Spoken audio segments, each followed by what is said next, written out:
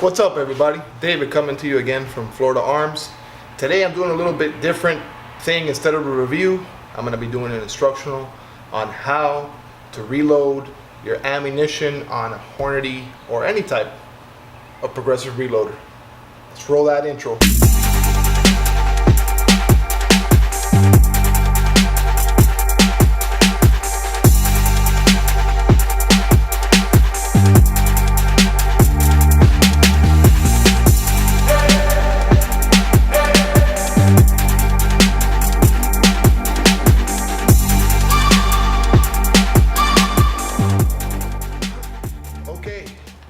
So, to reload or not to reload?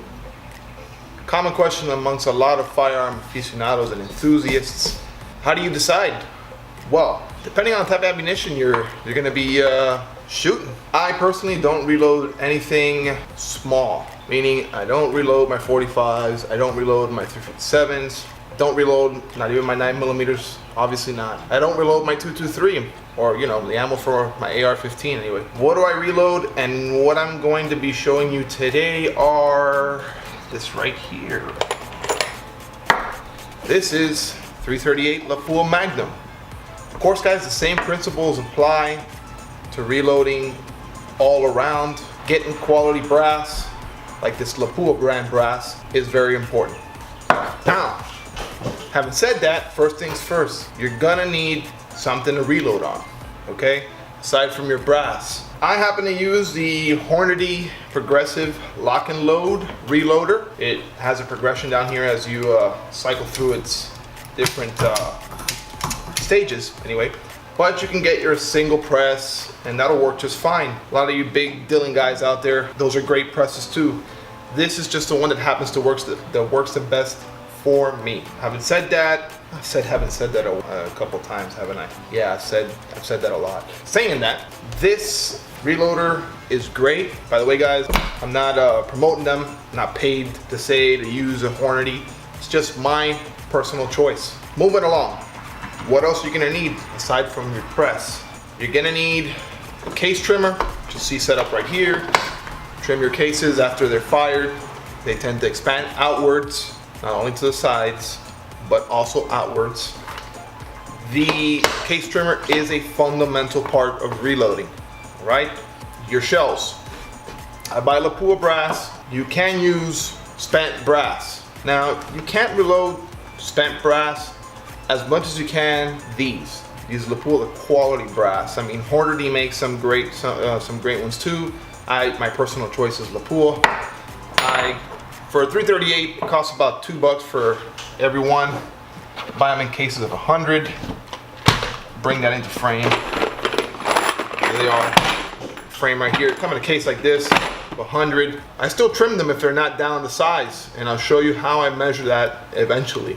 This case right here costs about, I don't know, $200. They're great. They can be reloaded over 10 times safely. I mean, as long as you follow the proper charting for your powder charge and whatnot. Okay, so aside from the cases, you're gonna need primers. I use the CCI Magnum large rifle primers, the 250. This, I don't even know what this costs, but it's, I mean, when you divide it out, it's like pennies per round. Again, number 250 is what you need for a large rifle round like the 338 Lapua.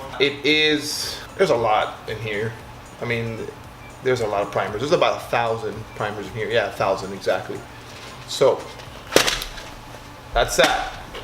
What else? Well then, you obviously need a bullet. Go figure. Well, bullet. Buy them in cases of 100. Last time I used a Sierra match grade, the King bullets. For my 338, for 338 Lapua, I use 250 grain hollow points. This is actually made by Lapua also. I think it runs about $80 for the box. Of course, guys, prices vary depending on the ammo that you're gonna use and the size of the ammo for that matter. I mean, 9mm is not gonna cost you the same. Set this aside here. Next thing, your powder.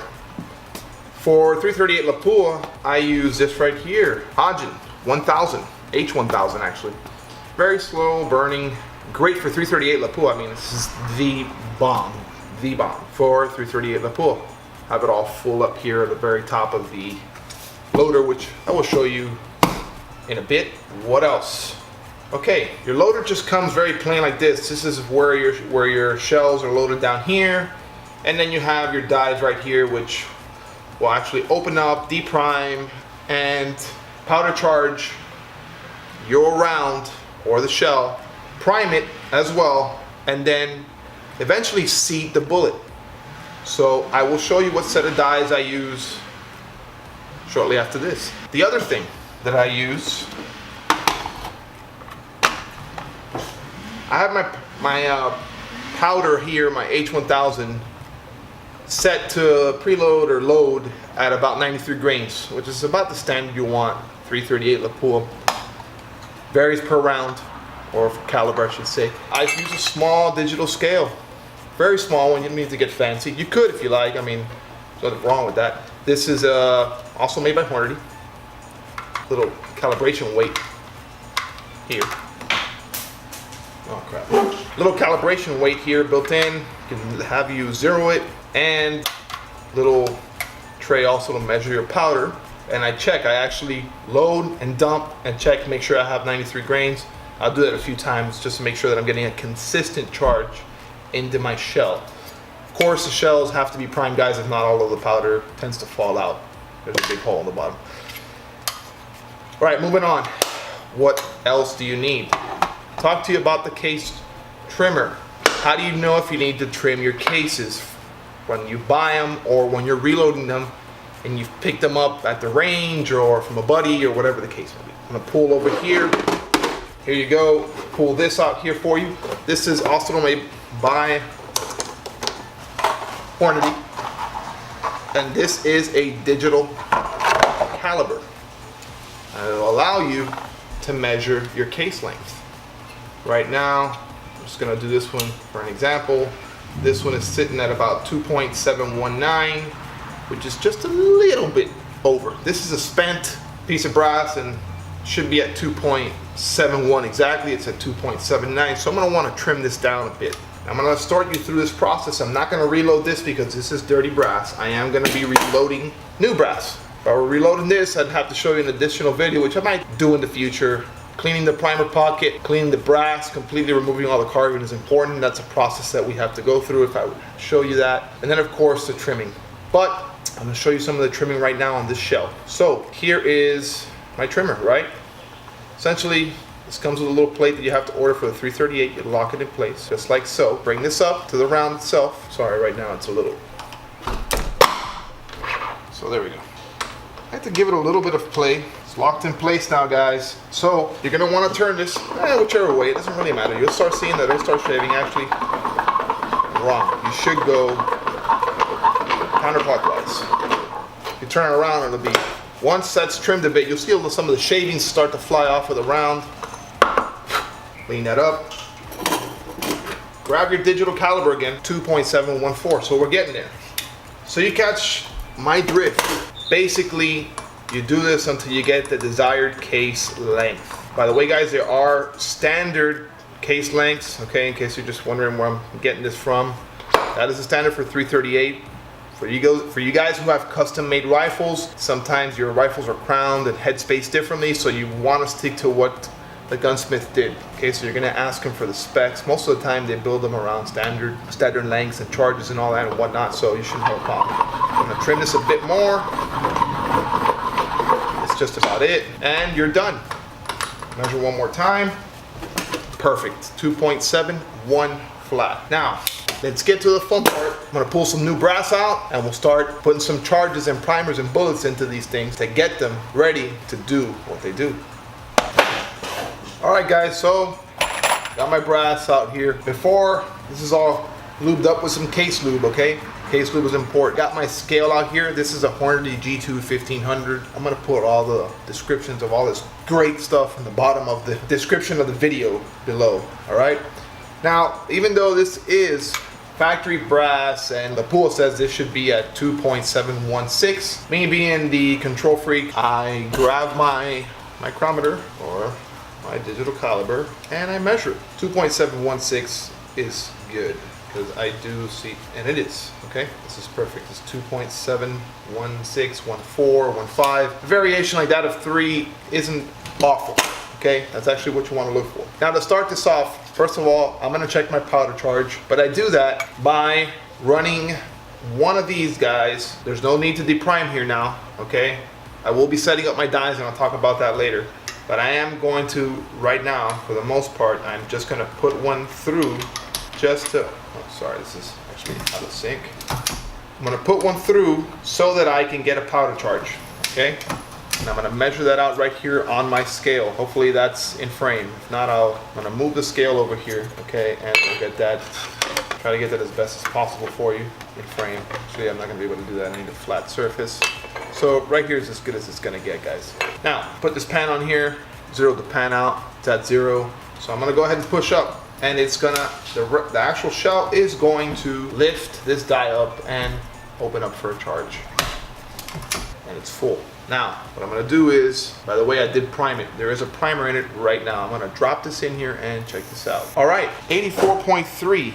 That is a little low, so I might need to make some adjustments here to my my actual powder charge. I'll be right back.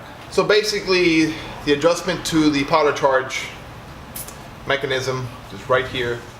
This lock nut needs to come loose, and I have to pull it out to get, you know, counterclockwise out to get a little bit of more grains to drop in. I'm gonna turn it a couple of times clockwise, not too much, guys. Okay, I don't want to overdo it. And then this gets tightened back up, and I'm gonna give this a spin and see what I get.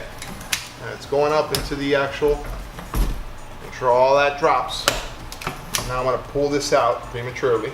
Be careful with, there's a retention spring around the rotating plate here that holds the shells. Now I'm gonna pour that out, 92.8. That's as good as it's gonna get. I do it a couple of more times just to make sure I get a consistent charge, but I know the system well, I know it's not gonna fail me. Now I'm gonna start loading. So now that I have this out here, next step is bring out my dies. This is what I use, guys.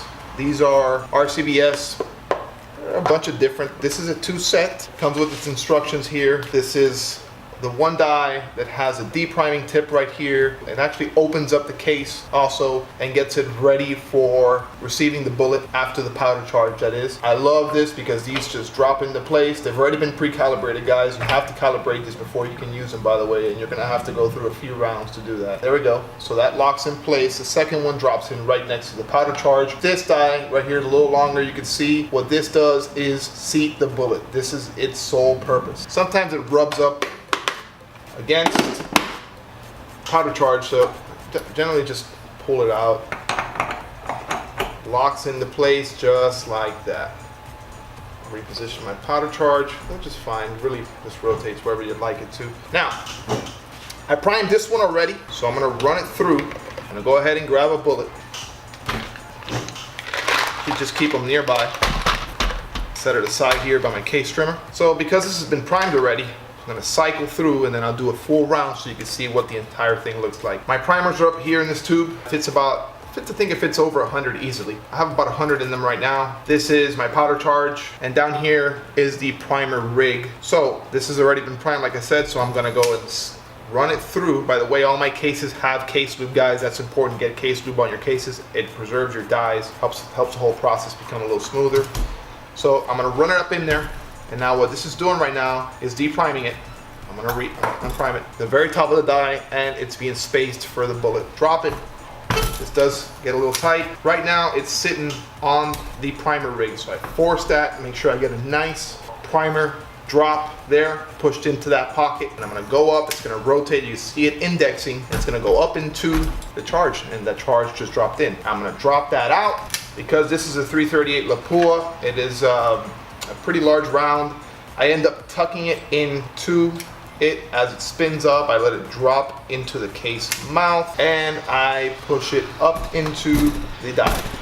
Once it's all the way down, you're done. I'm gonna pull it out.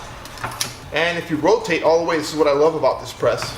Rotate one more, and it'll dump it into this box for you once you've gone through. full cycle, just like that. And there's my round, beautiful 338 lapel round. Primer, check the primer's nice and flush. If it's not, I run it again, just give it another little tap. Before I start doing more, guys, what I like to do is get my micrometer out, check the length, the overall length of the bullet that is, and I'm gonna do that for you right now so you can see. This one is at 3.62, which is the indicated length for a factory lapel round. This is actually as good as it's gonna get. See if I'm a little, let me just make sure that's accurate there, guys. Yep, 3.62.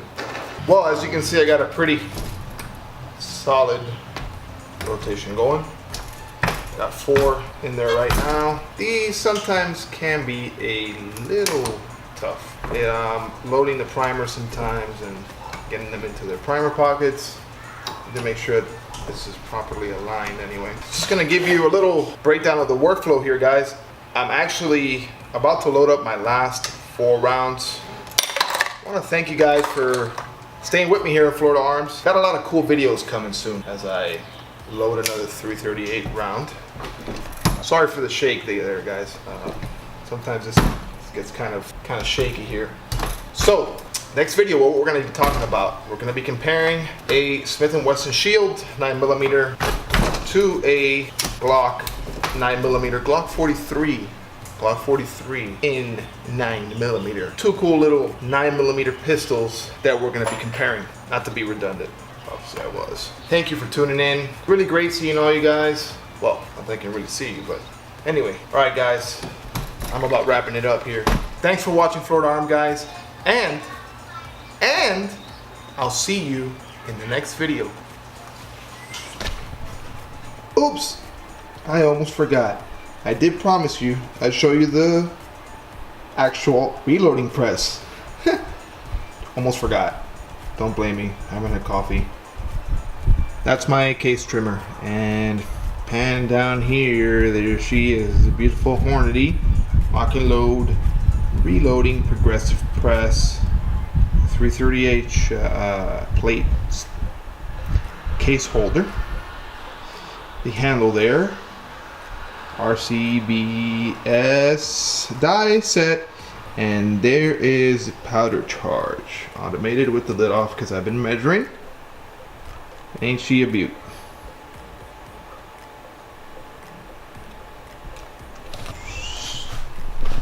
There you have it, guys. FloridaArms out.